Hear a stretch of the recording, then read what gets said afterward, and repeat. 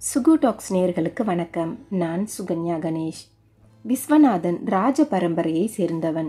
ஆனால் இன்று அப்படி வெளியில் கூறிக்கொள்ளும் அளவிற்கு மாளிகையோ சொத்து பத்தோ கிடையாது. ஆனால் அவனின் பரம்பரை குணம் அவன் இரத்தத்தில் ஊறியிருந்தது. அதனால் கையில் சொல்லும் அளவிற்கு காசு பணம் இல்லை என்றாலும் தான் ஒரு ஆண்மகன், ராஜ பரம்பரையை சேர்ந்தவன் என்ற அகங்காரம் மட்டும் அவன் தலையில் கிரீடம் போல ஒட்டி இருக்க அவன் ஊரில் கம்பீர நடை போட்டு கொண்டிருந்தான். விஸ்வநாதன் என்னதான் ராஜ பரம்பரை என்றாலும் தற்போது அவன் வீட்டிலிருந்து 4 தெரு தள்ளி இருக்கும் ஒரு கடை தெருவில் சிறிய துணிக்கடை ஒன்றை நடத்தி வருகிறான். காலை வழக்கம் போல எழுந்த விஸ்வநாதன் குளித்துவிட்டு உடை அணிந்து முகத்திற்கு ஃபேஸ் கிரீம், சென்ட் என வீட்டில் உள்ளவர்கள் மூக்கை கைகளால் மூடும் அளவிற்கு பூசிக்கொண்டு அவர்கள் ராஜ பரம்பரை அடையாளமாக திகழக்கூடிய காப்பை தன் வலது கையில் அணிந்து கொண்டு, அம்மா சாப்பாடு ரெடியா என்றான். ரெடியா தாண்டா இருக்கு என்று விஸ்வநாதனின் அம்மா கூற அவனும் சாப்பிட அமர்ந்தான். விஸ்வநாதன் வீட்டில் அம்மா, அப்பா, உடன் பிறந்த தங்கை என வாழ்ந்து வருகிறார்கள். சொந்த பந்தத்தின் எந்த தொடுதலும் இல்லாமல் நிம்மதியாக வாழ வேண்டும் என்றுதான் எவர் உதவியும் எதிர்பாராமல் சொந்தமாக துணிக்கடை ஒன்றை நடத்தி தனது குடும்பத்தை பார்த்து வருகிறான் விஸ்வநாதன். வீட்டில் அவன் வைப்பதுதான் சட்டம். அவன் என்ன சமையல் செய்ய வேண்டும் என்பதை முதல் நாளே பட்டியல் போட்டு அம்மாவிடம் கொடுத்து விடுவான். மகனின் சம்பளத்தில் குடும்பத்தை நகர்த்தும் விஸ்வநாதனின் அம்மா ஜானகி மகனின் பேச்சை தட்டுவதில்லை. விஸ்வநாதனும் கடையில் வரும் வருமானத்தை கணக்கு பார்த்து அனைத்து செலவுகளுக்கும் தனித்தனியே அம்மாவிடம் கொடுத்து விடுவான். மீதமாகும் பணத்தை கடையில் முதலீடு செய்வது, பேங்க் அக்கவுண்டில் கொஞ்சம் சேர்த்து வைப்பது என சிக்கனமாக செய்து வருகிறான். தற்போது சாப்பிட அமர்ந்த விஸ்வநாதனுக்கு சாப்பாடு பரிமாறிய ஜானகி, டேய் விஸ்வநாதா, ஒரு பொண்ணு ஜாதகம் வந்து இருக்கு. நம்ம ஜோசியர்கிட்ட பொருத்தம் பார்த்தேன். பொருத்தம் சரியா இருக்குன்னு சொன்னாரு. நாளைக்கு போய் அந்த பொண்ணை பார்த்துட்டு வந்துடுவோமா என்றாள். ஜாதக பொருத்தம் இருக்கட்டும், பொண்ணு என்ன படிச்சிருக்கு என்ற விஸ்வநாதன் சாப்பிட்டு கொண்டே கேட்க சிறிது தயங்கிய ஜானகி, பொண்ணு 10வது வரைக்கும் படிச்சிருக்கு. ஆனால் வீட்டு வேலையெல்லாம் நல்லா பார்க்குமாண்டா. எல்லா சமையலும் அந்த பொண்ணுக்கு அத்துப்படியாம் என்றாள். அம்மா, எத்தனை தடவை சொல்லியிருக்கேன், அப்புறம் ஏன் இப்படி பண்ணுறீங்க? பொண்ணு காலேஜ் படிச்சிருக்கணும். அட்லீஸ்ட் என் அளவுக்கு 12வது ஆச்சும் படிச்சிருக்கணும். அப்போ தான் வெளியில் கௌரவமாக சொல்லிக்க முடியும். அந்த மாதிரி பொண்ணை பாருங்க. இந்த 8வது 10வது படித்த பொண்ணெல்லாம் வேண்டாம் என்றான் விஸ்வநாதன். என்ன படித்தா என்னடா, அவளை என்ன வேலைக்கு வெளியிலேயே அனுப்ப போகிற? வீட்டிலையே இருந்து உனக்கு சமைச்சு போடணும்னு சொல்ல போகிற. அதுக்கு எதுக்கு படித்த பொண்ணா வேணும்னு கேட்குற? அம்மா, பொண்ணு படிச்சிருக்கணும்னு எதிர்பார்க்கறது நம்ம குடும்ப கௌரவத்துக்காக தான், வெளியில் வேலைக்கு போகிறதுக்கு இல்லை. ஏன், நம்ம காயத்ரியையும் காலேஜ் வரைக்கும் படிக்க வச்சுருக்கேன். அவள் படிச்சுட்டா அப்படிங்கிறதுக்காக அவளை வெளியில் வேலைக்கு அனுப்பியிருக்கேன். வீட்டில் ஆம்பளை இருக்கும்போது பொம்பளை பிள்ளைங்க வேலைக்கு போனால் நம்ம குடும்ப கௌரவம் என்ன ஆகும்? 4 பேர் நம்ம குடும்பத்தை பற்றி தப்பாக பேச மாட்டாங்க. நாம் ஒன்றும் மற்றவங்க மாதிரி சாதாரண குடும்பம் இல்லை, ராஜ பரம்பரை. இப்போ நம்மக்கிட்ட சொத்து பத்து தான் இல்லை, இருக்கிற கௌரவத்தையும் விட சொல்கிறீங்களா என்றான் விஸ்வநாதன். ஆமாம், ராஜ பரம்பரை ராஜ பரம்பரைன்னு சொன்னால் மட்டும் உட்காந்து சாப்பிட முடியுமா? உழைச்சாதான் சோறு. சும்மா பரம்பரை கௌரவம்னு பிடிச்சிக்கிட்டு தொங்காதடா. இந்த காலத்தில் நீ சொல்கிற மாதிரி பொண்ணு எல்லாம் கிடைக்காது. 10வது படித்த பொண்ணுங்களே வேலைக்கு போகுதுங்க, படித்த மாப்பிள்ளை தான் வேணும்னு சொல்லுதுங்க. இதில் காலேஜ் படித்த பொண்ணுங்க சமையல் பண்ணிக்கிட்டு எப்படி வீட்டிலையே இருக்கும்? அம்மா, நீ என்ன சொன்னாலும் சரி, நான் எதிர்பார்க்குற மாதிரி பொண்ணு தான் எனக்கு வேணும். அந்த மாதிரி தேடுங்க என்ற விஸ்வநாதனும் கூறிவிட்டு சாப்பிட்ட தட்டிலேயே கையலம்பி விட்டு கடைக்கு புறப்பட்டான். அப்போது அங்கு பழைய ரேடியோவை சரி செய்து கொண்டிருந்த விஸ்வநாதனின் அப்பா வீரதேவனிடம், என்னங்க, ஏங்க இப்படி பண்ணுறீங்க? இது உங்களுக்கே நியாயமா இருக்கா என்றாள் ஜானகி. ஏண்டி, ஓடாத ரேடியோவை சரி பண்ணுறதுல என்ன தப்பு? இதில் என்னடி நியாயம் இருக்கு என்று ஜானகி என்ன சொல்ல வருகிறாள் என்பது புரிந்தும் புரியாதது போல நடித்தபடி கேட்டார். இந்த நக்கல் பேச்சுக்கு ஒன்றும் குறைச்ச இல்லை. விஸ்வநாதன் பேசிட்டு போகிறத கேட்டீங்களா? அவனை எதுவும் கேட்காம நீங்கள் பாட்டுக்கு இந்த இத்து போன ரேடியோவை நோண்டிக்கிட்டு இருக்கீங்க என்றாள். என்னடி பண்ண சொல்கிற? வீட்டில் சமையல் வேலை, வீட்டு வேலைன்னு பார்க்குற உன் பேச்சையே கேட்க மாட்டான். அப்புறம் எப்படி எந்த வேலை வெட்டிக்கும் போகாத என் பேச்சை கேட்பான் என்றார் வீரதேவன். அதுக்காக நீங்கள் வாயை மூடிக்கிட்டு இருந்தா யாரு தான் அவனுக்கு புத்திமதி சொல்லுவா? இவன் கல்யாணத்துக்கு சரிப்பட்டு வரமாட்டான். நம்ம பொண்ணு காயத்ரிக்காச்சும் சீக்கிரமாக கல்யாணத்தை முடிக்கணும்னாலும் அவள் ஜாதகத்துலேயும் அண்ணனுக்கு கல்யாணம் பண்ண பிறகு தான் பண்ணணும்னு இருக்கு. அப்படி பண்ணாலும் 25 வயசுல தான் கல்யாண தசை வரும். அப்போ கல்யாணம் பண்ணாதான் அவள் வாழ்க்கை நல்லா இருக்கும்னு ஜோசியர் சொல்லிட்டாரு. இவன் என்னன்னா படித்த பொண்ணு தான் வேணும், ஆனால் வேலைக்கு போகக்கூடாதுன்னு சொல்கிறான். இவங்க வாழ்க்கை எங்கே போய் முடிய போகுதோ எனக்கு ஒன்றும் புரியலை என்ற ஜானகி சலிப்போடு பேசிவிட்டு தன் வேலையை தொடர்ந்தாள். இங்கு படுஜோராக கிளம்பி கடைக்கு வந்தவன் கடையை திறந்து சாமி படங்களை சுத்தம் செய்துவிட்டு வழியில் வாங்கி வந்த பூமாலையை அணிவித்து கடையெங்கும் ஊதுபத்தி வாசம் வீச விளக்கேற்றி சாமி கும்பிட்டான். சிறிது நேரத்திற்கு பிறகு கடையை கூட்டி பெருக்கும் பட்டம்மாள் கடைக்கு வர, ஏம்மா, நான் கடைக்கு வந்து எவ்வளவு நேரம் ஆச்சு? நீ இப்படி லேட்டாக வந்தா எப்படி? கஸ்டமர் எல்லாம் வர ஆரம்பிச்சிருவாங்க, சீக்கிரம் கூட்டு என்றான். மன்னிச்சிருங்க ஐயா, நாளையிலிருந்து சரியான நேரத்துக்கு வந்துடுறேன் என்ற அந்த பட்டம்மாள், அப்படியே கூட்டம் வந்து குமிஞ்சிரும் பாரு. ஒரு நாளைக்கு 10 பேர் இந்த கடைக்கு வர்றதே அதிசயம். பாரு, எல்லாம் பழைய மாடல். நான் கூட இதெல்லாம் கட்ட மாட்டேன். இந்த காலத்துலையும் இப்படி விற்றா எப்படி வாங்குவாங்க? மற்ற கடையில எல்லாம் எப்படி மாடல் மாடலாக வச்சுருக்காங்க. அதை பார்த்து கூட இவர் திருந்த மாட்டுறாரு. நமக்கு என்ன வந்துச்சு, நாம் வந்த வேலையை மட்டும் பார்ப்போம் என்றவள் முணுமுணுத்தவாறு கடையை பெருக்கி கொண்டிருந்தாள். குட் மார்னிங் சார் என்றபடி கடையில் வேலை பார்க்கும் பெண்ணும் வர, ஏன் மீனா இவ்வளவு லேட்டு என்ற விஸ்வநாதன் முதலாளி என்ற கர்வத்தில் கேட்க, சார் பஸ் வரத்துக்கு லேட் ஆயிடுச்சு என்ற கடையில் வேலை பார்க்கும் மீனா கூறினாள். எப்போ பார்த்தாலும் ஏதாவது ஒரு சாக்கு சொல்லிக்கிட்டே இரு. சரி சரி, உள்ளே போய் வேலையை பாரு என்ற விஸ்வநாதன் கூற, அப்பாடா தப்பிச்சோம் என்ற மீனாவும் மனதிற்குள் கூறிவிட்டு கடையினுள் நுழைந்தாள். என்னம்மா, இன்னைக்கு சீக்கிரம் வந்துட்டீங்க போல என்ற மீனா கூட்டி பெருக்கும் பட்டம்மாவிடம் கேட்க, நீ வேறடி, நான் உனக்கு முன்னாடியே திட்டு வாங்கிட்டேன். ஓ, அப்போ நீங்களும் இப்போ தான் வந்தீங்களா என்ற மீனா சிரிக்க, வந்ததும் வராததுமா அங்கே என்ன பேச்சு, வேலையை பாருங்க என்ற விஸ்வநாதன் குரல் கேட்க இருவரும் அவரவர் வேலையை பார்த்தனர். இங்கு வீட்டின் வெளியில் துணிகளை காய வைத்து கொண்டிருந்த காயத்ரி தரகர் வருவதை பார்த்து, வாங்க தரகரே என்று கூறியவள் ஜானகியிடம் தெரிவித்தாள். வாங்க வாங்க என்ற ஜானகி சலிப்புடன் கூற, என்னம்மா, ஏன் வந்தீங்கன்னு கேட்குற மாதிரி சலிப்பா சொல்றீங்க என்றார் தரகர். பின்ன என்ன தரகரே, என் பையனுக்கு பொண்ணு பார்க்க சொல்லி உங்ககிட்ட கொடுத்து 2 வருஷத்துக்கு மேலே ஆகுது. இப்போ வரைக்கும் ஒரு நல்ல பொண்ணாக காட்ட மாட்டீங்க என்றாள். என்னம்மா பண்ண சொல்கிறீங்க? நானும் வாரத்துக்கு 5 ஜாதகம் 10 ஜாதகம்னு கொண்டு வந்து காட்டுறேன். எதுவும் உங்களுக்கு செட் ஆகலைன்னு சொல்கிறீங்க. விஸ்வநாதன் என்னன்னா படித்த பொண்ணு தான் வேணும், ஆனால் வேலைக்கு போகக்கூடாதுன்னு சொல்கிறாரு. அந்த மாதிரி தேட நாள் தானே ஆகும் என்றார் தரகர். நீங்கள் தேடி கொடுக்கறதுக்குள்ள என் ஆயுஸ் முடிஞ்சிரும் போல என்ற ஜானகியிடம், அம்மா நீங்கள் எதுக்கும் கவலைப்படாதீங்க. நீங்கள் கேட்ட மாதிரியே ஒரு பொண்ணு ஜாதகம் வந்திருக்கு. அதை உடனே உங்ககிட்ட காட்டணும்னு தான் காலையிலேயே உங்களை பார்க்க வந்தேன். பொண்ணு பேர் வேதவள்ளி. உங்கள் பையன் ஆசைப்படி பிகாம் வரைக்கும் படிச்சிருக்கு என்று தரகர் கூற, பொண்ணு வேலைக்கு ஏதாவது போகுதா தரகரே என்ற ஜானகி தரகர் முழுதாக சொல்லி முடிப்பதற்குள் முந்திக் கொண்டாள். நீங்கள் நினைக்கிற மாதிரி வேலைக்கெல்லாம் போகலை, வீட்டில் தான் இருக்குது. நம்ம விஸ்வநாதன் மாதிரி அந்த பொண்ணோட அப்பாவும் பொண்ணுங்க வேலைக்கு போகக்கூடாதுன்னு நினைக்கிறவர். அதனால் பொண்ணு கல்யாணத்துக்கு அப்புறமும் வேலைக்கு போகாது என்று தரகர் கூற, அப்படியா, அப்போ உடனே பொண்ணோட ஃபோட்டோவை காட்டுங்க என்ற ஜானகியிடம் ஃபோட்டோவை நீட்டினார் தரகர். பெண் மாநிறமாக இருந்தாலும் நல்ல லட்சணமான முகம், மெல்லிய புன்சிரிப்பு என பார்ப்பதற்கு குடும்பத்திற்கு ஏற்ற பெண் போலத்தான் இருந்தாள் வேதவள்ளி. வேதவள்ளியை பார்த்த ஜானகிக்கு பிடித்துவிடவே இருவருக்கும் ஜோடி பொருத்தம் எப்படி இருக்கும் என இருவரையும் மனக்கோலத்தில் வைத்து கனவு காண ஆரம்பித்து விட்டாள். பிறகு அம்மா என்ற தரகர் அவளை சுயநினைவிற்கு கொண்டு வர, அம்மா, பொண்ணு வீட்டில் உங்களை விட வசதியான குடும்பம். கூட பிறந்தது ஒரு அக்கா.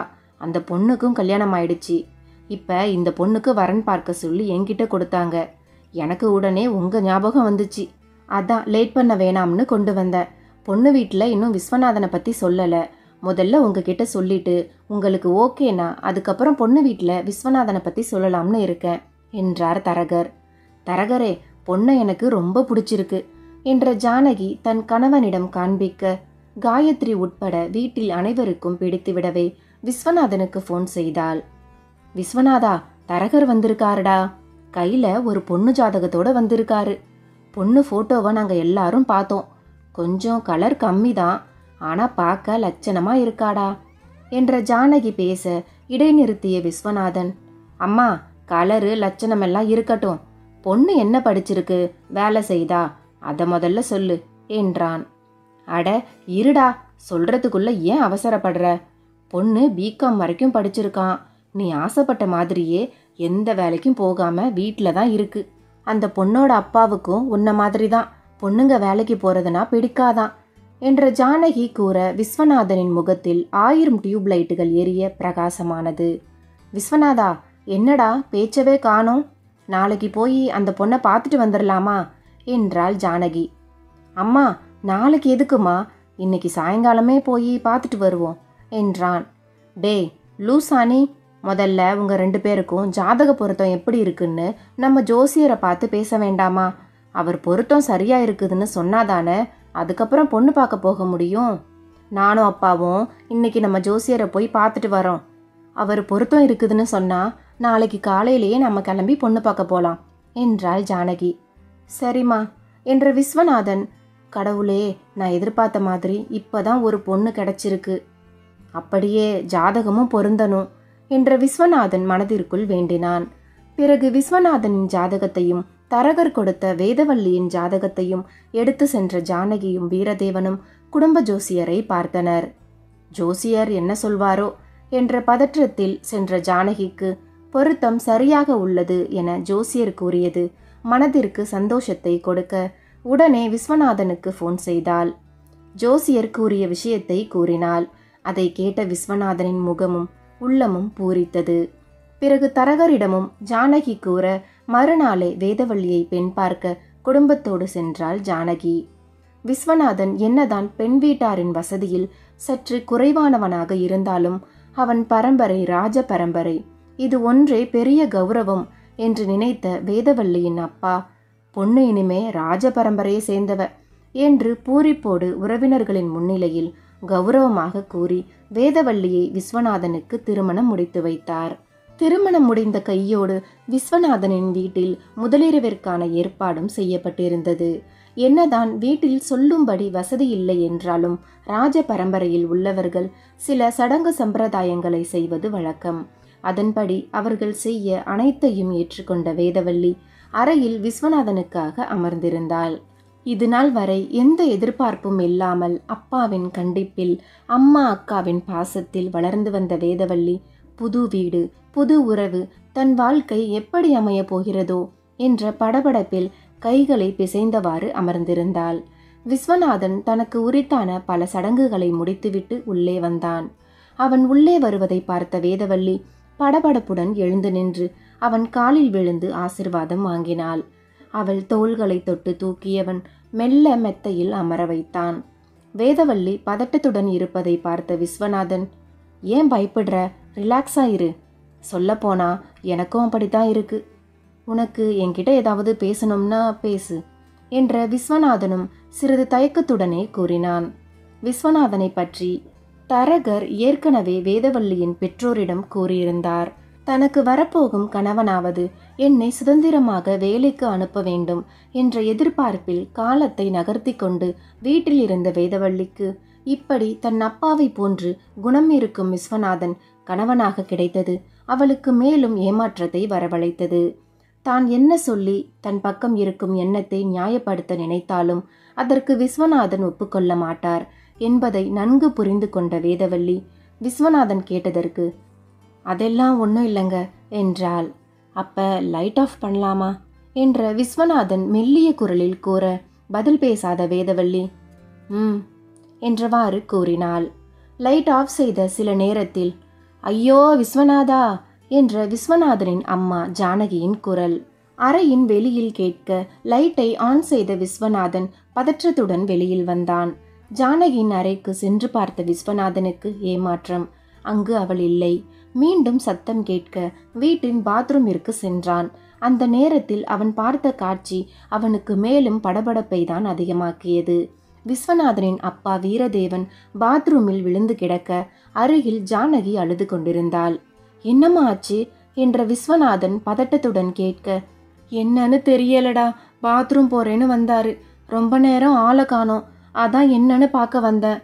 இங்கே வந்து பார்த்தா இப்படி கிடக்குறாருடா, எனக்கு ரொம்ப பயமா இருக்குதுடா என்ற ஜானகி கூற, அம்மா இருமா, பயப்படாத என்ற விஸ்வநாதன் தன் தந்தைக்கு அருகில் சிறிதளவு பயத்துடனே சென்றான்.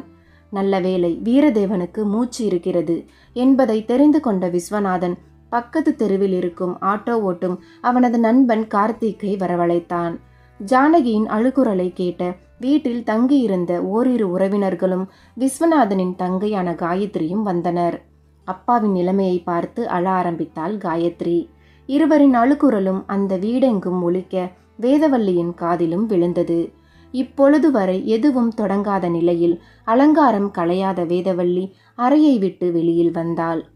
ஐயோ, மாமாவுக்கு என்னங்க ஆச்சு என்ற வேதவல்லி விஸ்வநாதனிடம் கேட்க, என்னன்னு தெரியல வேதவல்லி, நான் என் ஃப்ரெண்டு கார்த்திகை வர சொல்லியிருக்கேன், நாங்கள் ஹாஸ்பிட்டல் போயிட்டு வரோம், உனக்கு ரூமில் படுக்க பயமா இருந்தா நீ அம்மா ரூமில் படுத்துக்க என்று விஸ்வநாதன் கூற, டேய் நானும் ஹாஸ்பிட்டல் வரேன்டா, எனக்கு என்னமோ பயமா இருக்கு என்ற ஜானகி கூற, அதெல்லாம் ஒன்றும் வேண்டாமா, அதான் நான் போகிறேன்ல, கூட கார்த்திக்கும் வரான்ல, அப்புறம் என்ன, நாங்கள் ஹாஸ்பிட்டல் போயிட்டு டாக்டர் என்ன சொன்னாருன்னு உனக்கு உடனே ஃபோன் பண்ணுறேன், இந்த நைட்டு நேரத்தில் நீங்கள் அலைய வேண்டாம் என்ற விஸ்வநாதன் கூறிக்கொண்டிருந்த நேரத்தில் அவனது நண்பன் கார்த்திக் உள்ளே வந்தான். என்னடா திடீர்னு ஃபோன் பண்ணி வர சொன்ன என்ற கார்த்திக் வீரதேவனை பார்த்தான். என்னடா ஆச்சு அப்பாவுக்கு? அதெல்லாம் அப்புறம் சொல்கிறேன்டா, முதல்ல ஆட்டோவை ஸ்டார்ட் பண்ணு, முதல்ல அப்பாவை தூக்கு என்று விஸ்வநாதன் கூற, பின்பு இருவரும் வீரதேவனை தூக்கி கொண்டு மருத்துவமனைக்கு விரைந்தனர்.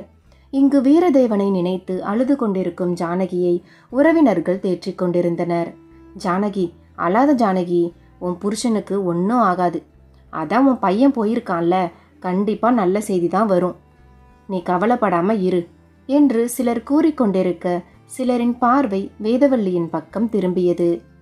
பொண்ணோட ஜாதகத்தை நல்லா பார்த்து தானே கல்யாணம் பண்ணீங்க, எனக்கு என்னமோ தப்பா தோணுது, இந்த பொண்ணு வந்த நேரம்னு தோணுது, இன்னைக்கு தான் கல்யாணம் முடிஞ்சுது, இன்னும் ராத்திரி கூட ஆரம்பிச்சிருக்காது, அதுக்குள்ள இப்படி ஒரு சம்பவம் நடந்தா என்ன அர்த்தம் என்று உறவு பெண்ணான செண்பகம் கூற, அது ஜானகிக்கு கோபத்தை தான் வரவழைத்தது.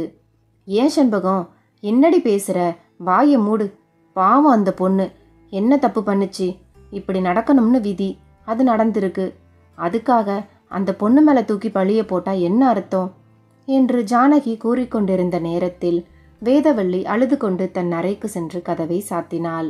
அதை பார்த்த ஜானகி, ஏன் செண்பகம் வாயை வச்சுக்கிட்டு சும்மானு இருக்க மாட்டியா, அந்த பொண்ணு தன்னோட பிறந்த வீட்டை விட்டுட்டு இன்னைக்கு தான் இந்த வீட்டுக்கு வந்தது, இந்த வீட்டில் எப்படி வாழ போகிறோமோன்னு பயந்துக்கிட்டு இருக்கும், நீ இப்படி பேசுனா அது மனசில் என்ன நினைக்கும், நீ எனக்கு ஏதாவது உதவி பண்ணணும்னு நினச்சா தயவு செஞ்சு வாயை மூடிக்கிட்டு சும்மானு இரு என்ற ஜானகி கூறிவிட்டு வேதவல்லியின் அறைக்கு சென்றாள்.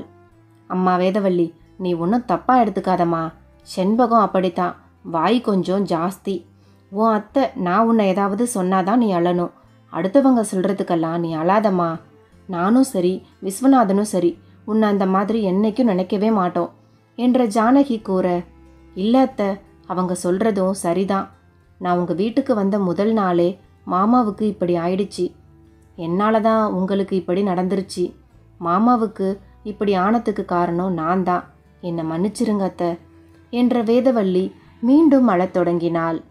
என்ன வேதவல்லி இது, மறுபடி ஏன் அப்படி சொல்கிற, இந்த குடும்பத்தில் ஒருத்தியாக இருக்கிற உன்னால் எப்படி இது நடக்கும், அவள் பேசின எதையும் மனசில் வச்சுக்காத, இப்போ நம்ம நினைப்பில் இருக்கிறதெல்லாம் விஸ்வநாதனோட அப்பாவுக்கு எதுவும் ஆயிடக்கூடாது, அது ஒன்று தான் என்றாள் ஜானகி. அவர்கள் மருத்துவமனைக்கு சென்று 2 மணி நேரத்திற்கு மேல் ஆகிவிட்டது. பிறகு காயத்ரியை அழைத்த ஜானகி, காயத்ரி அவங்க போய் ரொம்ப நேரம் ஆகுது, அண்ணனுக்கு ஒரு ஃபோன் பண்ணி என்ன ஏதுன்னு கேளுமா என்றாள். காயத்ரியும் 1க்கு 2 முறை விஸ்வநாதனுக்கு ஃபோன் செய்தாள். ஆனால் அவன் எடுக்கவில்லை. அம்மா அண்ணன் ஃபோன் எடுக்கவே மாட்டேங்குது. ஐயோ, நான் என்ன பண்ணுவேன்? நானும் கூட வரேன்னு சொன்னா அதுவும் கேட்காம வேண்டாம்னு விட்டுட்டு போயிட்டான். இப்போ ஃபோன் எடுக்க மாட்றான். எனக்கு ஒன்றுமே புரியலை. தலையே வெடிச்சிரும் போல இருக்கு. அம்மா, நீ எதுக்கும் கவலைப்படாதம்மா. அண்ணன் டாக்டர்கிட்ட பேசிக்கிட்டு இருக்கோம். அதனால தான் ஃபோன் எடுக்கலை. அண்ணனே திரும்ப கூப்பிடும்மா. சரி, ரொம்ப அழுதுட்ட. உனக்கு நான் காஃபி போட்டு கொண்டுட்டு வரவா என்றாள் காயத்ரி. காயத்ரி, நீ இரு, எனக்கு காஃபி போட தெரியும். நான் போய் போட்டு அத்தைக்கு எடுத்துட்டு வரேன் என்ற வேதவள்ளி தன் புடவையின் முந்தானையை இடுப்பில் சொருகி கொண்டு சமையலறைக்கு சென்றாள். சிறிது நேரத்தில் கையில் இருந்த தட்டில் நிறைந்த காஃபியுடன் வந்தவள் வீட்டில் இருந்த அனைவருக்கும் கொடுத்தாள்.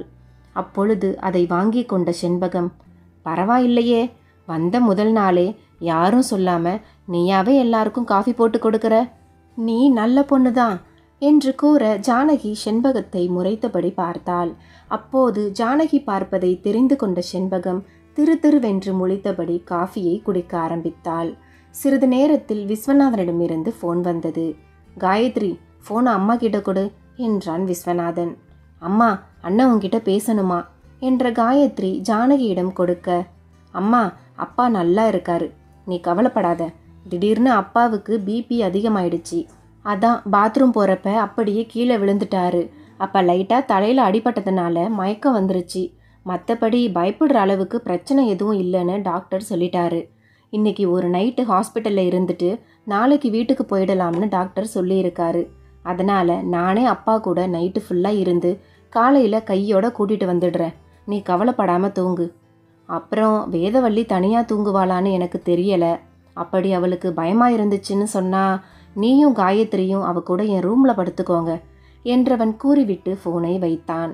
அப்பொழுதுதான் போன மூச்சே திரும்ப வந்தது போல இருந்தது ஜானகிக்கு.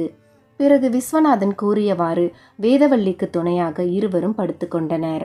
ஜானகியும் காயத்ரியும் தூங்கிக் கொண்டிருக்க அதிகாலை 5 மணிக்கெல்லாம் எழுந்த வேதவள்ளி குளித்துவிட்டு வாசலை பெருக்கி வண்ண கோலமிட்டு அவர்கள் உறங்கிக் கொண்டிருக்கும் அறையை தவிர மற்ற அறைகளை சுத்தம் செய்து சமையல் கட்டிற்குள் நுழைந்தவள் காஃபி போட ஆரம்பித்தாள்.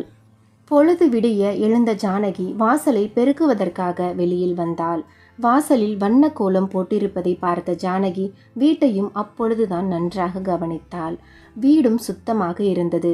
பின்பு சமையலறைக்குள் நுழைந்தவள், அம்மா வேதவள்ளி, காலையிலேயே என்னம்மா பண்ணிக்கிட்டு இருக்க என்றாள். உங்களுக்காக காஃபி தான் அத்தை போட்டுக்கிட்டு இருக்கேன் என்றாள். வேதவள்ளி, என்னம்மா இது? நேத்து தான் உனக்கு கல்யாணம் ஆயிருக்கு. மறுநாளே யாராவது இப்படி வேலை பார்ப்பாங்களா? அதுவும் இல்லாம இப்படி காலங்கத்தாலேயே ஏன் ஈரத்தலையோட இருக்க என்றாள் ஜானகி. இல்லம்மா, அம்மா தான் தினமும் எழுந்து தலைக்கு குளிச்சுட்டு தான் கிச்சனுக்குள்ளே போகணும்னு சொன்னாங்க.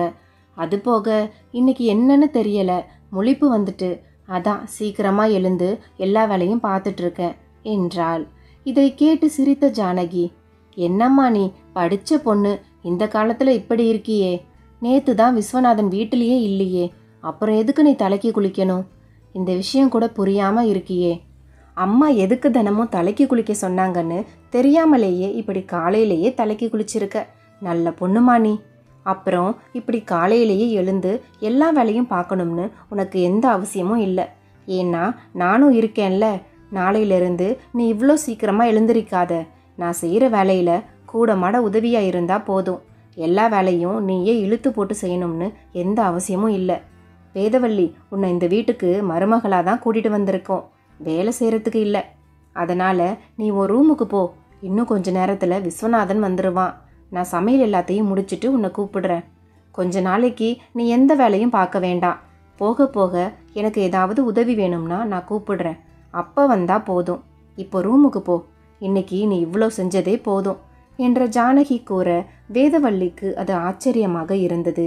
ஏனென்றால் வேதவள்ளியின் அம்மா, சொந்த பந்தம் என்று பலர் புகுந்த வீட்டில் எப்படி நடந்து கொள்ள வேண்டும், அவர்களின் குணம் எப்படி இருக்கும் என்று முன்பே சொல்லிக் கொடுத்திருந்தனர்.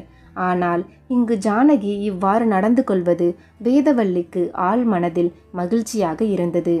என்னதான் கணவர் தன் கனவுகளுக்கு எதிர்மறையாக செயல்பட்டாலும் விஸ்வநாதனின் அம்மா தன் மீது இவ்வளவு அன்பு காட்டுகிறாரே என்ற நினைப்பு அவள் மனதில் சிறு தைரியத்தை வரவழைத்தது. பிறகு மருத்துவமனையில் இருந்து வீட்டிற்கு வந்த விஸ்வநாதனின் அப்பாவை அனைவரும் நன்கு கவனித்தனர். என்னதான் அவன் எதிர்பார்த்த தகுதியோடு பெண் கிடைக்க வேண்டும் என்று பல வருடங்களாக அவன் காத்து கொண்டிருந்தாலும் தற்பொழுது அவனால் காத்திருக்க முடியவில்லை. கண்ணிறைந்த அழகான தன் மனைவியை யாருக்கும் தெரியாமல் ரசிக்க ஆரம்பித்தான். அதை புரிந்து கொண்ட வேதவல்லியும் வெட்கத்தில் தலை குனிந்தாள். வீரதேவனை இந்த நிலைமையில் பார்த்த ஜானகிக்கு மீண்டும் கண்ணீர் வந்தது. அம்மா, இப்ப எதுக்கு அழுறீங்க? அதான் அப்பாவுக்கு ஒன்றும் ஆகலல்ல, அழாதீங்கம்மா என்றான்.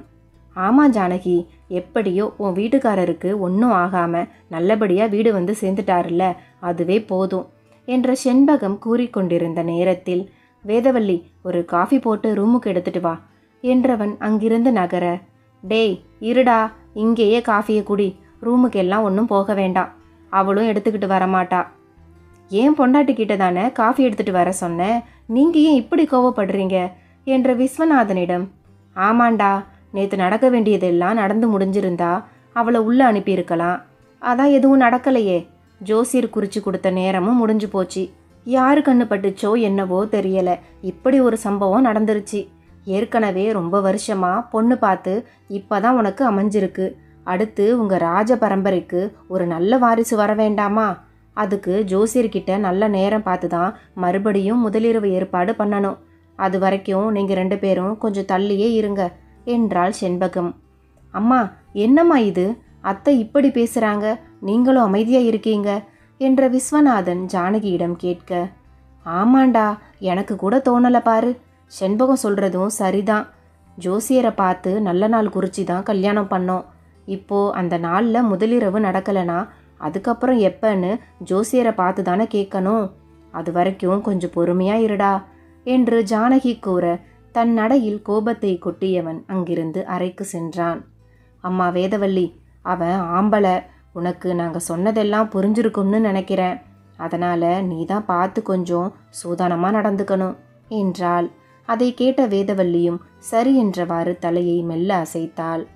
இப்படி இருக்க வீரதேவன் உடல்நிலை தேற அவரை அழைத்து கொண்டு மீண்டும் ஜோசியரை பார்த்துவிட்டு வந்த ஜானகி, விஸ்வநாதா, ஜோசியரு ஒரு நல்ல நாளாக குறித்து கொடுத்துருக்கிறாரு, இன்னும் 15 நாளில் ஒரு நல்ல நாள் வருதான், அது நல்ல முகூர்த்த நாளாம், அன்னைக்கு ராத்திரியை வச்சுக்கலாம்னு சொல்லியிருக்காரு என்று கூற, அது விஸ்வநாதனுக்கு தலையில் இடி விழுந்தது போல இருந்தது.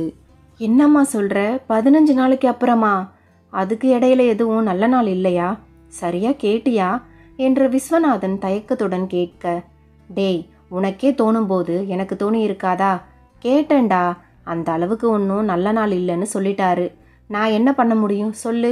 ஒழுங்கா ஜோசியர் சொல்கிறத கேட்டு அதுபடி நடந்துக்க பாரு, நம்ம வீட்டு வம்சம் தலைக்கணும், அதுக்கு நீ கொஞ்சம் பொறுமையாக இருந்து தாண்டா ஆகணும் என்ற ஜானகி கூற, இதற்கு மேல் ஒன்றும் பண்ண இயலாது என்ற எண்ணத்திற்கு நுழைந்தவன் சில நாட்கள் விடுப்புக்கு பிறகு மீண்டும் கடைக்கு செல்ல ஆரம்பித்தான்.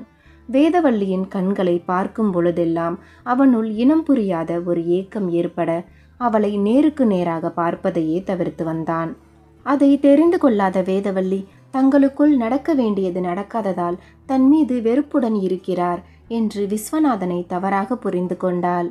இப்படி நாட்கள் நகர்ந்த நிலையில் தனி அறையில் தனியாக படுத்து கொண்ட விஸ்வநாதன் காலை எழுந்து வழக்கம் போல ரெடியாகி அம்மாவின் கையால் சாப்பிட்டு விட்டு வேதவல்லியிடம், நான் கடைக்கு கிளம்புறேன், ஏதாவது வேணும்னா ஃபோன் பண்ணு, சாயங்காலம் வரும்போது வாங்கிட்டு வரேன் என்றவன் அவள் முகத்தை பார்க்காமல் கூறிவிட்டு சென்றான். இது வேதவல்லிக்கு மனதில் ஒரு பெரிய காயத்தை ஏற்படுத்தியது என்றுதான் கூற வேண்டும். இப்படி இருக்க சில நாட்கள் கடைக்கு விடுமுறை விட்டதால் முன்பு வந்த வாடிக்கையாளர்கள் கூட தற்பொழுது கடைக்கு வரவில்லை. கடையின் வருமானமும் நாளுக்கு நாள் குறைய ஆரம்பித்தது. அதனால் மன அழுத்தத்திற்கு உள்ளானவன் கடன் வாங்கி தன்னால் இயன்ற அளவு துணிகளில் முதலீடு செய்தான். ஆனால் அவன் எதிர்பார்த்தது ஒன்று, நடப்பது ஒன்று என்றவாறு அப்பொழுதும் வியாபாரம் போகவில்லை. அதனால் சோகமுடன் காணப்பட்ட விஸ்வநாதன் இரவு நேரங்களிலும் கடையிலேயே இருக்க ஆரம்பித்தான். அது வீட்டில் உள்ளவர்களுக்கும் மன உளைச்சலை ஏற்படுத்தியது.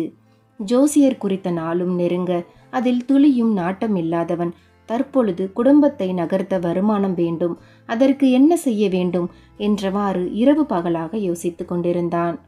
காலை வழக்கம் போல கடையை கூட்டுவதற்காக வந்த பட்டம்மாள், ஐயா, நான் சொல்கிறேனேன்னு என்னை தப்பாக எடுத்துக்காதீங்க. மற்ற கடையிலெல்லாம் போய் பாருங்க, எல்லாரும் மாடல் மாடலாக புதுசு புதுசாக டிசைன் துணியை விற்கிறாங்க. ஆனால் நீங்கள் மட்டும் இப்படி பழைய மாடலை விற்றுக்கிட்டு இருந்தா எப்படி எல்லாரும் வந்து வாங்குவாங்க? நீங்களும் அந்த மாதிரி கொஞ்சம் வாங்கி விற்று பாருங்களேன் என்றாள். உங்களை கூட்டுறதுக்கு மட்டும்தான் இங்கே வேலைக்கு வச்சுருக்கேன், எனக்கு அறிவுரை சொல்கிறதுக்கு இல்லை. உங்கள் வேலையை மட்டும் பார்த்துட்டு போங்க. என் கடையில் எந்த மாதிரி துணி விற்கணும், எந்த மாதிரி துணி விற்கக்கூடாதுன்னு எனக்கு தெரியும். அப்படி கண்ட கண்ட துணியெல்லாம் விற்று தான் நான் காசு சம்பாதிக்கணும்னு எந்த அவசியமும் இல்லை என்ற விஸ்வநாதன் தன்னுள் இருந்த அனைத்து கோபத்தையும் பட்டம்மாவிடம் கொட்ட அவள் முகம் வாடியது. இப்படி எப்பொழுதும் மன உளைச்சலிலேயே இருந்த விஸ்வநாதன் அன்று காலையிலேயே கடையை பூட்டிவிட்டு தன் வண்டியை எடுத்துக்கொண்டு வீட்டிற்கு செல்ல, அந்த நேரத்தில் நிதானம் தவறிய விஸ்வநாதனுக்கு விபத்து ஏற்பட்டது. அக்கம் பக்கத்தில் இருந்தவர்கள் அவனை அருகில் இருக்கும் மருத்துவமனையில் அனுமதித்துவிட்டு விஸ்வநாதனின் குடும்பத்தாருக்கு போனில் விவரத்தை கூறினர். பதற்றமடைந்த விஸ்வநாதனின் குடும்பத்தினர் மருத்துவமனைக்கு ஓடி வர அவனுக்கு உயிருக்கு ஆபத்து இல்லை என்று தெரிந்த பிறகுதான் நிதானத்திற்கு வந்தனர். வேதவள்ளி மருத்துவமனையிலேயே இருந்து கணவனை நல்லபடியாக பார்த்து கொள்ள சிறிது சிறிதாக உடல் நலம் தேறியவன் பிறகு வீட்டிற்கு வந்தான். இருப்பினும் விபத்தில் என்னதான் அவனுக்கு உயிருக்கு ஆபத்து இல்லை என்றாலும் 2 கால்களிலும் பலத்த அடி ஏற்பட்டதால் 6 மாதத்திற்கு அவனால் நடக்க இயலாது என்று மருத்துவர்கள் கூற அது குடும்பத்தார்களுக்கும் சங்கடமாகத்தான் இருந்தது. வீட்டிற்கு வந்த விஸ்வநாதனால் நிம்மதியாக இருக்க முடியவில்லை. காரணம், அந்த கடையை கொண்டுதான் குடும்பத்தை ஓரளவு நல்லபடியாக நகர்த்தி வந்தான். தற்பொழுது கடையிலிருந்து வருமானம் வராததால் வீட்டின் சூழ்நிலை மாற ஆரம்பித்தது. காயத்ரியின் திருமணத்திற்காக இருக்கும் அந்த சிறிய தொகையை குடும்ப செலவிற்கு எடுக்க விஸ்வநாதனுக்கு விருப்பமில்லை. குடும்ப சூழ்நிலையை புரிந்து கொண்ட வேதவள்ளி விஸ்வநாதனிடம் பேசினாள். ஏங்க, நான் வேணும்னா வேலைக்கு போகவா என்ற வேதவள்ளி கூற அது விஸ்வநாதனுக்கு மேலும் கோபத்தை தான் அதிகப்படுத்தியது. இப்போதைக்கு முடியாம தான் கிடக்க, அதுக்காக என்னால் வாழ்நாள் முழுக்க சம்பாரிச்சு கொடுக்க முடியாதுன்னு அர்த்தம் இல்லை. நான் இந்த நிலைமையில இருக்கிறேங்கிறதுக்காகலாம் யாரும் வேலைக்கு போக வேண்டாம். என்னால் குடும்ப பாரத்தை சமாளிக்க முடியும் என்றவன் முதல் முறை கடன் வாங்க ஆரம்பித்தான். தன்னால் முடிந்த அளவு நண்பர்களிடம் கடன் வாங்கிய தொகையில் குடும்பத்தை நகர்த்தினான். ஆனால் கடனால் எவ்வளவு பிரச்சனைகள் வரக்கூடும் என்பதை அவன் போக போகத்தான் புரிந்து கொண்டான். மீண்டும் மீண்டும் விஸ்வநாதன் கடன் கேட்பதால் அவனது உயிர் நண்பன் கார்த்திக்கை தவிர மற்ற எந்த நண்பர்களும் போனை எடுக்கவில்லை. ஏன், விஸ்வநாதனிடம் முகம் கொடுத்து பேசக்கூட அவர்கள் தயாராக இல்லை. இனியும் பொறுத்து கொள்ள முடியாத விஸ்வநாதன் எப்படியாவது நாம் தான் கடைக்கு சென்று வியாபாரத்தை தொடங்க வேண்டும் என்ற மன உறுதியில் எழுந்து நின்றான். ஆனால் முடியாதவன் தடுமாற வேதவள்ளிதான் விஸ்வநாதனை கைத்தாங்கலாக பிடித்து கொண்டாள். ஏங்க இப்படி பண்றீங்க? இன்னும் காயம் கூட ஆறல, அதுக்குள்ள எழுந்து நடக்க ட்ரை பண்ணா எப்படி முடியும் என்ற வேதவள்ளியிடம், இல்லை வேதவள்ளி, வீட்டில் சம்பாதிக்கிறது நான் ஒருத்தந்தான். இப்போ நம்ம குடும்ப சூழ்நிலை மோசமாக இருக்குது. நான் எப்படியாவது கடைக்கு போய் மறுபடியும் வியாபாரத்தை ஆரம்பிச்சாதான் நம்ம குடும்பத்தை சமாளிக்க முடியும் என்ற விஸ்வநாதன் கூற, நான் வேணும்னா அப்பா கிட்ட உதவி கேட்கவா என்றாள் வேதவள்ளி. அதை விட வேற அசிங்கம் எனக்கு எதுவுமே இல்லை வேதவள்ளி. ஏங்க இப்படி பேசுறீங்க? உங்களால் இப்போ வேலைக்கு போக முடியலை. கொஞ்ச நாளைக்கு நான் வேலைக்கு போகிறேன்னு சொன்னாலும் கேட்க மாட்டீங்க. காயத்ரியும் வேலைக்கு போகிறேன்னு எவ்வளவோ உங்ககிட்ட கெஞ்சி பார்த்துட்டா, அதுக்கும் ஒத்துக்க மாட்டீங்க. சரி, எங்கள் அப்பா கிட்ட உதவி கேட்கலாம்னாலும் அதுக்கும் வேண்டாங்கிறீங்க. ஏன் இப்படி நடந்துக்கிறீங்க? யாராவது ஒருத்தவங்க வேலைக்கு போனாதானே நம்ம குடும்ப செலவை சமாளிக்க முடியும். அதை ஏன் புரிஞ்சுக்க மாட்டீங்க? நாங்கள் வேலைக்கு போனால் உங்கள் கௌரவம் போயிடும்னு நினைக்கிறத முதல்ல விடுங்க. எனக்கு ஒரு யோசனை தோணுது, அது உங்களுக்கு ஓகேனா அதன்படி செய்யலாம், இல்லைனா வேண்டாம் என்றவள், உங்கள் பரம்பரையோட கௌரவம் என்னால் கெட்டு போக வேண்டாம். நான் வெளியில் வேலைக்கு போனால் தானே அது உங்களுக்கு கௌரவ பிரச்சனை. நம்ம கடையை இப்போ பூட்டி தானே வச்சுருக்கீங்க. உங்களுக்கு உடம்பு சரியாகிற வரைக்கும் அந்த கடையை நான் பார்த்துக்கிறேன். நானும் படிச்சிருக்கேன், நம்ம காயத்ரியும் படிச்சிருக்கா. நாங்கள் 2 பேரும் கடையை பார்த்துக்கிறோம். உங்கள் உடம்பு சரியாகிற வரைக்கும். அதுக்கப்புறம் பழையபடி நாங்கள் சமையல் கட்டுக்குள்ளே வந்துடுறோம். நீங்கள் கடையை நடத்துங்க. கொஞ்ச நாளைக்கு எங்ககிட்ட விட்டு தான் பாருங்களேன் என்ற வேதவள்ளி அவ்வளவு தூரம் விஸ்வநாதனுக்கு புரிய வைக்க முயற்சி செய்து கொண்டிருந்தாள். அப்பொழுது அதுநாள் வரை அமைதியாக இருந்த வீரதேவன், டேய் விஸ்வநாதா, உன்கிட்ட நான் இப்போ வரைக்கும் எதுவுமே கேட்டதில்ல. நீ என்னதான் பரம்பரை கௌரவம்னு பிடிச்சிக்கிட்டு தொங்குனாலும் காசு இருந்தாதான் இந்த உலகத்தில் எவனும் நம்மளை மதிப்பான். ஏன் உன் ஃப்ரெண்ட்ஸ் எல்லார்கிட்டையும் கடன் கேட்ட, இப்போ மறுபடியும் உனக்கு பணம் வேணும்னு கடன் கேட்குற. எவனாவது ஃபோனை எடுத்தானா? இல்லை எவனாவது உன்னை மதிக்கிறானா? ஏன்னா நீ ராஜ பரம்பரை அப்படிங்கிறத காரணமாக காட்டி எவனும் வரமாட்டான்டா. உன்கிட்ட பணம் இருக்கா அதை பார்த்து தான் பழகுவானுங்க. மருமக சொல்கிறது தான் எனக்கும் சரின்னு படுது. இவ்வளவு தூரம் சொல்கிறா இல்லை, கொஞ்ச நாளைக்கு அவகிட்ட தான் கடையை கொடுத்து பாரேன். மருமக சொல்கிற மாதிரி வெளியில் வேலைக்கு போனால் தானே உனக்கு கௌரவ குறைச்ச. இது நம்ம கடை தானே, நம்ம கடையில் வேலை பார்க்கறதுல எந்த தப்பும் இல்லை என்ற வீரதேவன் வற்புறுத்த சிறிது நேரம் யோசித்த விஸ்வநாதன், சரி நீங்கள் எல்லாரும் இவ்வளவு தூரம் சொல்கிறீங்க, நானும் பிடிவாதமாக இருக்க விரும்பலை. கொஞ்ச நாளைக்கு வேதவள்ளி நம்ம கடையை நடத்தட்டும். ஆனால் எனக்கு உடம்பு நல்லானதுக்கு அப்புறம் அவங்க மறுபடியும் கடைக்கு போகக்கூடாது, அவ்வளவுதான் என்ற விஸ்வநாதன் கூற, இவ்வளவு தூரம் அவன் சம்மதித்ததே பெரிய விஷயம் என்று நினைத்த வேதவள்ளி மறுநாளே காயத்ரியை அழைத்து கொண்டு கடைக்கு சென்றாள். கடைக்கு சென்ற வேதவள்ளி கடையை சுற்றும் முற்றும் பார்க்க, கடையில் இருக்கும் துணிகள், அலங்காரம் என்ற பெயரில் கடையில் இருந்த பொருட்கள், மின் விளக்குகள், சாமி படங்கள், இது போன்ற அனைத்தும் வேதவள்ளிக்கு பிடிக்காமல் போனது. காயத்ரி, இந்த கடை ரொம்ப வருஷமா இப்படி தான் இருக்கா என்ற வேதவள்ளியிடம், ஆமா அண்ணி, இந்த கடையை எங்கள் தாத்தா நடத்திட்டு வந்தாரு. அப்போ இருந்து இப்படி தான் இருக்கு. மற்ற கடையில எல்லாம் டிசைனாக விற்க ஆரம்பிச்சிட்டாங்க. நீங்களும் விற்று பாருங்கன்னு நானும் அம்மாவும் எவ்வளவோ அண்ணங்கிட்ட சொன்னோம். ஆனால் அவர் காசுக்காக நான் அந்த மாதிரி டிசைன் துணியெல்லாம் விற்க மாட்டேன்னு பிடிவாதமாக இருந்துட்டாரு. ஆமாம்மா, இந்த பொண்ணு சொல்கிறது சரிதான். நானே எத்தனையோ தடவை ஐயா கிட்ட சொல்லியிருக்கேன். ஆனால் அவர் என்னை திட்டுவாரே தவிர நான் பேசுகிறத கண்டுக்க கூட மாட்டாரு என்ற கூட்டி பெருக்கும் பட்டம்மாவின் குரல் கேட்க வேதவள்ளி திரும்பி பார்த்தாள். அண்ணி, இவங்க இங்கே கூட்டி பெருக்கிற வேலை பார்க்குறாங்க என்ற காயத்ரி அவர்களை அறிமுகம் செய்ய வேதவள்ளியும் புன்னகைத்தாள். பிறகு சிறிது நேரம் யோசித்த வேதவள்ளி கடையின் தோற்றத்தையும் விற்கும் துணிமணிகளையும் மாற்ற வேண்டும் என்று சொல்ல, அதற்கு பணத்திற்கு எங்கு செல்ல முடியும் என்றவாறு காயத்ரி கேட்க, காயத்ரி, இது நமக்கு கிடைச்சிருக்கிற பெரிய வாய்ப்பு. உங்கள் அண்ணன் மனசை மாத்துறதுக்கு இதுதான் சரியான நேரம். நாம் இந்த கடையை எப்படியாச்சும் மாற்றி ஆகணும். உங்கள் அண்ணன் இந்த கடையிலிருந்து சம்பாதித்த பணத்தை விட 2 மடங்காச்சும் நாம் சம்பாதிச்சு காட்டணும். பணத்தை பற்றி நீ கவலைப்படாத. நான் போட்டிருக்கிற நகையை விற்று நாம் கடையை ரெடி பண்ணுவோம். ஆனால் இந்த விஷயம் எந்த காரணத்தை கொண்டும் அத்தைக்கும் மாமாவுக்கும் தெரியக்கூடாது. முக்கியமாக உங்கள் அண்ணனுக்கு தெரியவே கூடாது. கடையில் அவர் என்ன துணிகளை வச்சு விற்றுக்கிட்டு இருந்தாரோ அதையே தான் நாமளும் விற்றுக்கிட்டு இருக்கிறதா அவரை நம்ப வைக்கணும். நாம் இந்த கடையில் பண்ணுற எந்த ஒரு விஷயமும் உங்கள் அண்ணனுக்கு தெரியவே கூடாது என்ற வேதவள்ளி கூற, சிறிது நேரம் யோசித்த காயத்ரியும், சரிங்க அண்ணி, இந்த வாய்ப்பை எந்த காரணத்தை கொண்டும் நான் விடமாட்டேன். அண்ணன்கிட்ட நான் எதையும் சொல்ல மாட்டேன். தைரியமாக இறங்குங்க என்றாள் காயத்ரி. பிறகு நகையை மூலதனமாக வைத்த வேதவள்ளி கடையின் தோற்றத்தை முழுவதுமாக மாற்றினாள். கடையின் உள்தோற்றம், வெளித்தோற்றம் என பல வேலைப்பாடுகளை செய்து மாற்றியவள் விற்கும் துணிகளிலும் மாற்றத்தை கொண்டு வந்தாள். இளம் வயதினர், முதியவர்கள் என அனைவருக்கும் பிடித்த மாடல்களில் உடைகளை வாங்கி வியாபாரம் செய்ய ஆரம்பித்தாள். அவர்கள் நினைத்தது போல வியாபாரமும் நாளுக்கு நாள் அதிகரித்து கொண்டே இருந்தது. கடையில் வரும் வருமானத்தை முழுவதுமாக விஸ்வநாதனிடம் வேதவள்ளி காண்பிக்க, அப்பொழுதுதான் வேதவள்ளி வீட்டு வேலை, சமையல் வேலை மட்டுமல்ல, சம்பாதிப்பதிலும் கைதேர்ந்தவள் என்பதை புரிந்து கொண்டான். அந்த கடையில் தான் சம்பாதிக்காத வருமானத்தை வேதவள்ளியும் காயத்ரியும் சம்பாதித்து தருவது ஒரு பக்கம் மகிழ்ச்சியாக இருந்தாலும், ஒரு பக்கம் தன்னால் முடியாதது இவர்களால் எப்படி முடிந்தது என்ற பொறாமையும் விஸ்வநாதனுக்குள் இருந்தது.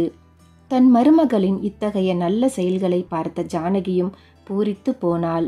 வேதவள்ளியை தன் மகளாகவே முழு மனதோடு ஏற்றுக்கொண்டு அவளுக்கானதை பார்த்து பார்த்து செய்து வந்தாள். குடும்பத்தில் உள்ளவர்களின் நம்பிக்கை நாளுக்கு நாள் அதிகமாகவே வேதவள்ளி தான் கடையில் செய்திருந்த மாற்றத்தை பற்றி அத்தை மற்றும் மாமாவிடம் வெளிப்படையாகவே கூறினாள். அதனை தெரிந்து கொண்ட இருவரும் கடையை பார்க்க வந்தனர். கடையின் தோற்றம் அவர்களுக்கு பிரமிப்பை கொடுத்தது என்றுதான் கூற வேண்டும். பிறகு அவர்கள் இருவரும் வேதவள்ளிக்கு உறுதுணையாக இருக்க விஸ்வநாதனிடம் இருந்து மறைத்தனர். அதுநாள் வரை வீட்டிலேயே முடங்கி கிடந்த வீரதேவனும் மருமகள் வேதவள்ளியுடன் கடைக்கு வந்து தன்னால் இயன்ற உதவிகளை செய்ய ஆரம்பித்தார். இப்படி நாட்கள் நல்லபடியாகவே நகர்ந்து கொண்டிருந்தது. உடல் நலம் தேறி வந்த விஸ்வநாதன், வேதவள்ளி, என்னால ஓரளவு நடக்க முடியுது, பெருசா வலி ஒன்றும் இல்லை, காயம்லாம் கூட ஆற ஆரம்பிச்சிருச்சு, இனிமே நாளையிலிருந்து நானே கடைக்கு போறேன், நீயும் காயத்ரியும் வீட்டில் இருந்து வீட்டு வேலையை பார்க்க ஆரம்பிச்சிருங்க. இது நாள் வரைக்கும் நீங்க கடைக்கு போனதே போதும். நாளைக்கு நான் கடைக்கு போனதுக்கு அப்புறம் யாரெல்லாம் என்னென்னலாம் சொல்ல போறாங்கன்னு தெரியல, அதை நினைச்சாலே எனக்கு ஒரு மாதிரி இருக்கு என்ற விஸ்வநாதன் கூற குடும்பத்தில் உள்ள அனைவரும் ஒருவரை ஒருவர் பார்த்து விழித்து கொண்டிருந்தனர். என்ன ஆச்சு? ஏன் வேதவள்ளி, நான் உன்கிட்ட தான் சொல்லிட்டு இருக்கேன், ஆனா நீ என்னன்னா அம்மாவை பார்க்குற, அம்மா என்னன்னா அப்பாவை பார்க்குறாரு, என்னதான் நடக்குது இங்க? ஏன் எல்லாரும் ஒரு மாதிரி இருக்கீங்க? டேய், அதெல்லாம் ஒன்றும் இல்லடா, இப்பதான் உடம்பு தேறி இருக்கு, அதுக்குள்ள எதுக்கு கடைக்கு போற என்றாள் விஸ்வநாதனின் அம்மா ஜானகி.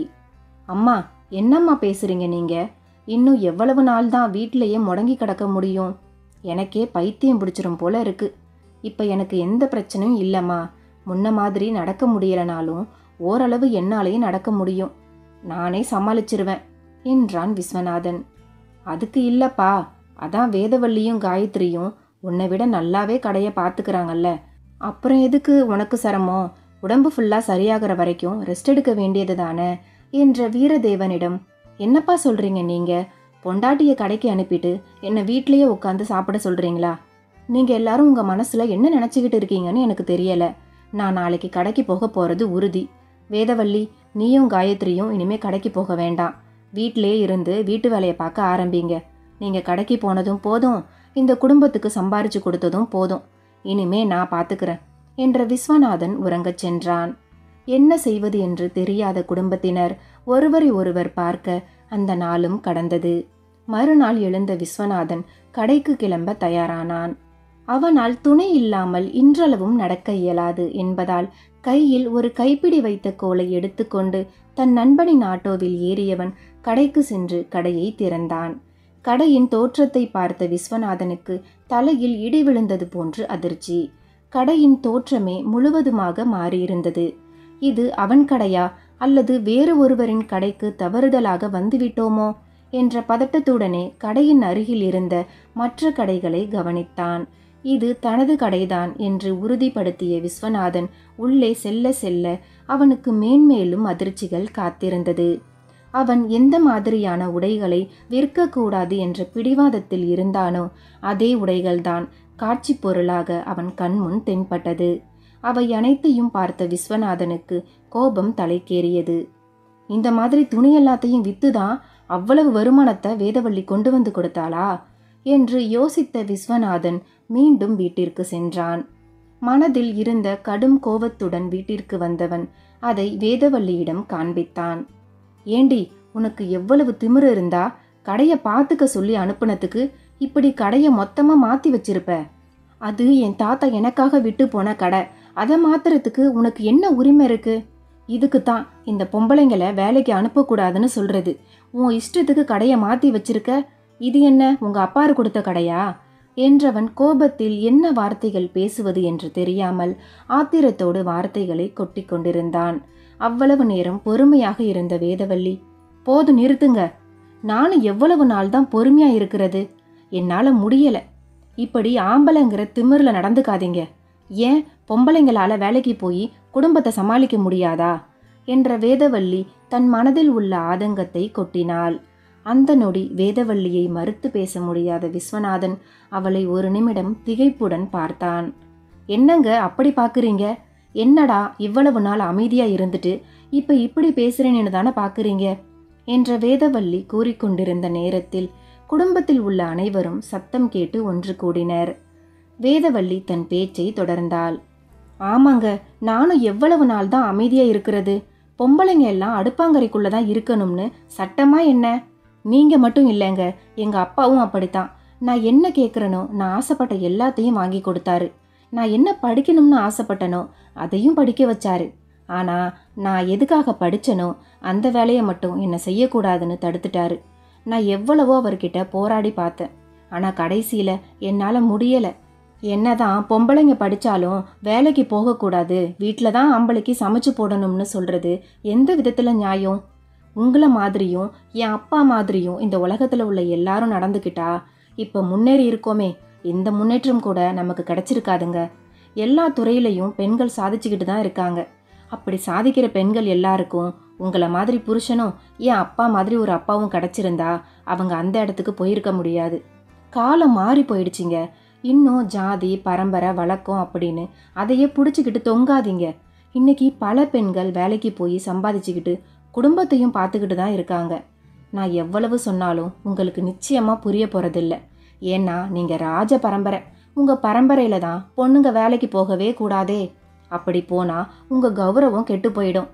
சாப்பாட்டுக்கே வழி இல்லைனாலும் பொண்ணுங்களை மட்டும் வேலைக்கு அனுப்பவே கூடாது. அதானே உங்கள் பரம்பரை. எங்களுக்கும் ஒரு வாய்ப்பு கொடுக்கணும். அந்த வாய்ப்பை கொடுத்தாதான் எங்களால் என்ன முடியுங்கிறத காட்ட முடியும். அப்படி என்னங்க அசிங்கமான துணியை கடையில் விற்கிறோம், இப்படி வந்ததும் வராததுமா கத்துறீங்க? பொண்ணுங்க போடுற இன்னர் வேர்ஸ் எல்லாம் உங்களுக்கு அசிங்கமான ட்ரெஸ்ஸா? சொல்லுங்க. அப்படி நீங்கள் சொல்கிற மாதிரி எந்த ஒரு கேவலமான ட்ரெஸ்ஸையும் நான் நம்ம கடையில் விற்கலை. ஒரு பொண்ணா நான் என்ன போடுவேனோ, காயத்ரி என்ன போடுவாளோ, மற்ற பொம்பளைங்க என்ன போடுவாங்களோ அதை தான் விதவிதமாக விற்கிறோம். இதில் என்ன தப்பு இருக்குது? இப்போ எந்த பொம்பளைங்க 10 முழத்துக்கு புடவைய வாங்கி சுற்றிக்கிட்டு அலையிறாங்க? நீங்கள் தான் இன்னும் அந்த காலத்திலேயே இருக்கீங்க. இப்போ விற்கிற துணிமணிங்க எல்லாத்தையும் நிறுத்திட்டு பழையபடி நீங்கள் விற்றுக்கிட்டு இருந்த துணிமணிகளையே வையுங்க. எந்த அளவுக்கு வருமானம் வரும்னு உங்களுக்கே தெரியும். காலம் மாறி வரும்போது அதுக்கு ஏற்ற மாதிரி நாமளும் மாற கற்றுக்கணும். அப்போ தான் இந்த உலகத்தில் வாழ முடியும். இந்த சின்ன விஷயம் கூட தெரியாமல் எப்படி நீங்கள் இருக்கீங்கன்னு எனக்கு சத்தியமாக தெரியலை.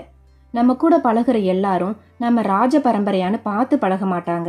நம்மக்கிட்ட காசு இருக்கான்னு பார்த்து தான் பழகுவாங்க. நான் என்ன சொன்னாலும் மறுபடியும் உங்களுக்கு புரிய போகிறதே இல்லை. உங்களுக்கு என்ன, நான் மறுபடியும் கடைக்கு போகக்கூடாது அவ்வளவுதானே? உங்கள் விருப்பப்படி நீங்களே கடைக்கு போய் வியாபாரத்தை பாருங்க. நான் வீட்டில் இருந்து வீட்டு வேலை சமையல் வேலையை பார்த்துக்கிறேன். ஆனால் ஒன்று, கடையில் நான் பழசை தான் வைப்பேன்னு மறுபடியும் பழசையே பிடிச்சிக்கிட்டு தொங்காதீங்க. இந்த ஜென்ரேஷனுக்கு உங்கள் மனசையும் சரி மைண்டையும் சரி கொண்டுட்டு வாங்க என்ற வேதவள்ளி கூறிவிட்டு சமையலறைக்குள் அழுதபடி நுழைந்தாள்.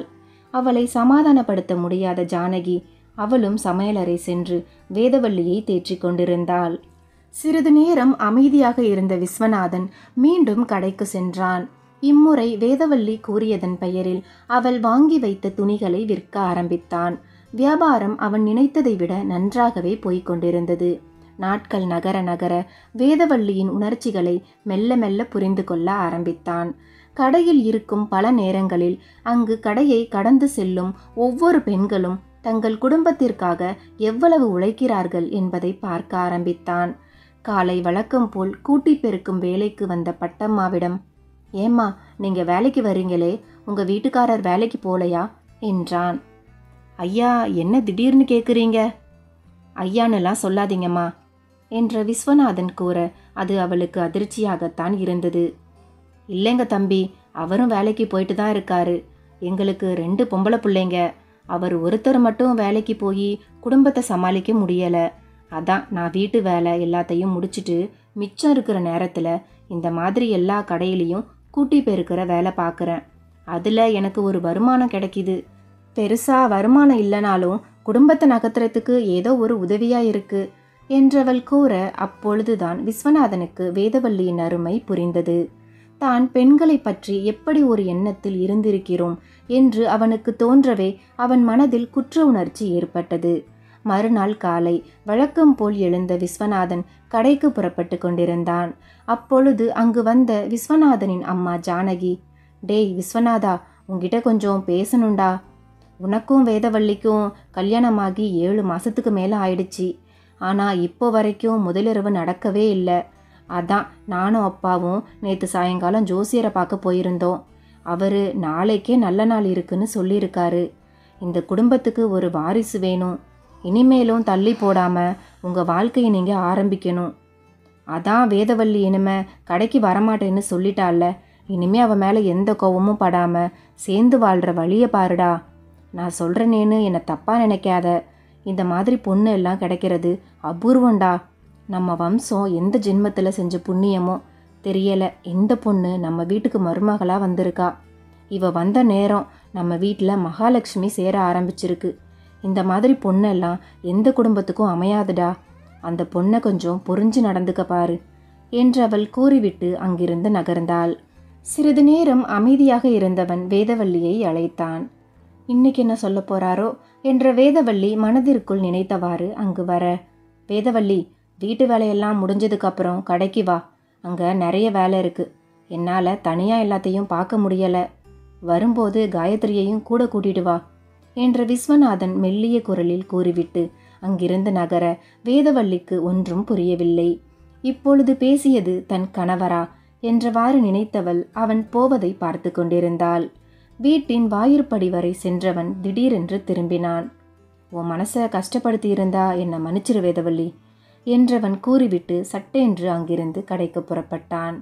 தன்னுள் நீண்ட வருடங்களாக இருந்த பாரம் குறைந்தது போல மகிழ்ச்சியான பெருமூச்சு விட்டாள் வேதவள்ளி. பிறகு விஸ்வநாதன் கூறியவாறு காயத்ரியை அழைத்து கொண்டு கடைக்கு சென்ற வேதவள்ளி விஸ்வநாதனுடன் சேர்ந்து கடையை மட்டுமல்ல அவள் வாழ்க்கையையும் நிம்மதியாகவே நடத்த ஆரம்பித்தாள். இந்த கதை பற்றின கருத்துக்களை கமெண்ட்ல சொல்லுங்க. அடுத்து ஒரு நல்ல கதையில பார்க்கலாம். தேங்க்யூ.